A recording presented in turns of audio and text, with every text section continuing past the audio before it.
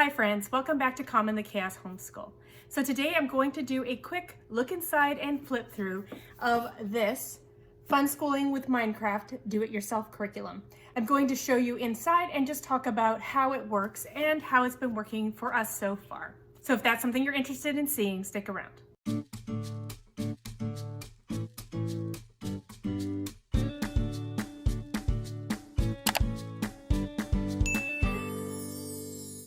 Before I flip you around, I will link in the description box below a link to this resource in case you are interested in looking at it further.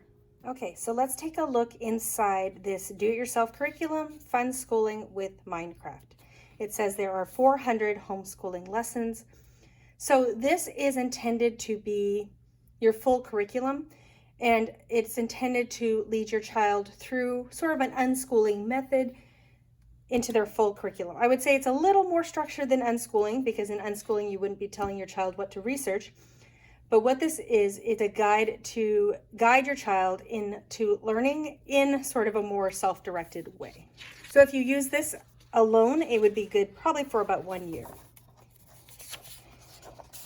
All right, so over here it says this curriculum covers reading, handwriting, creative writing, spelling and vocabulary, classical literature, biographies, classical music, mathematics, science, history, world geography, social studies and current events, computer skills, building and design, art, drawing and design, creative comics, research and library skills, and then unit studies based on the student's favorite topics. So my child wrote that his name is Wolfie.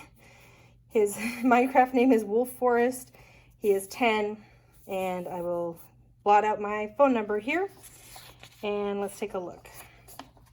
So this first page here we didn't do, but you're supposed to choose the topics that you want to learn about. So list and draw 8 things that you want to learn about. So you would list it and then draw it. Then it says if you are under 10 years old, you would do 5 pages a day. If you're over 10 years old, between 10 and 17, you would do 10 pages each day. So action steps: go to the library or bookstore, bring home a stack of at least 8 interesting books about these topics. Choose some that have diagrams, instructions, and illustrations. Choose some books about science, history, and social studies related to the topics you want to study. And then here are some recommended educational resources and school supplies that you would need. Go to the library and choose 8 books to use as school books. Write down the title. So he went and he picked 8 books that he wanted to use. I'm not going to make him stick to these. We will just choose the books that are appropriate for each lesson. And then name of math resources. So they encourage you to get some math resources for their math. Periodic table of elements. Color the elements that exist in both the real world and in Minecraft. So we have not done that. He wasn't really doing Minecraft when we first started this. He is now, but I'm just skipping a few of these pages. So one day he did this. He looked up Egypt. He circled how he was feeling, colored, wrote down his to-do list, did some art. The next day he did some reading. He read Ocean Life. He wrote a little bit about what he learned. He did this backyard science. So he went out and looked at grass. He's supposed to draw it and describe it, sort of like a nature journal. Over here he did a spelling time. Choose a letter, S. So he wrote 20 words that begin with S. This we haven't really done. He kind of did it. He didn't actually research it. He was doing this, and I told him he needed to do this page before I realized how long this page was going to take. So we haven't really done this. So he's supposed to research something that has happened in the country that he's studying. And so I would need to help him with this. Okay, questions and answers about Minecraft. How many minutes a day do you usually spend playing it? His answer, my answer. And then movie time. Watch an educational film, tutorial, or documentary. Draw your favorite scene. Write a review. Here is math time. Use your math book or watch a math tutorial online. Use this graph paper for practice, lessons, and notes. Okay, so another geography day, another nature journal time. We have copy work worked out of the Minecraft survival guide. And that's how far we've gotten so far. But I'm just going to flip through a few more pages so you can see what other things are in this book. So personally, for myself, I would not use this as a complete curriculum because I am not an unschooler.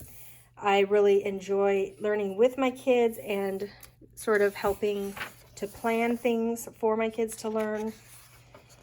If you are more of an unschooler, this maybe would work for you. I guess you would have to decide that for yourself if this would work for you.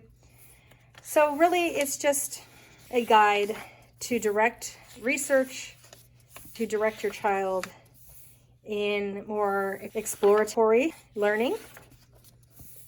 And you would just need to see if this is something that would work for you, either as a complete curriculum or as a supplement. For us, it is a supplement. It comes up on his chart maybe once or twice a week, and I'm just having him do a page or two when it comes up. So this might last a long time for us. As you can see, there's some repeat pages. This is just kind of goes in. So some repeat pages, some more original pages. But just wanted to find something that he would be interested in doing, because he doesn't really need a lot of direct teaching. And he is also very creative and likes to research on his own. So I just wanted to sort of direct his research a little using this book. So that is the Fun Schooling with Minecraft Do-It-Yourself curriculum. So I hope that's helpful for you to know whether or not this is something you may or may not want to pick up for your child. If you like videos like this, don't forget to give me a like and subscribe and hit the bell notification so you're notified of future videos. I will be doing a number of curriculum flip-throughs and reviews in the next few weeks, so I hope you stick around. Thanks for coming today, and see you later. Bye, everyone.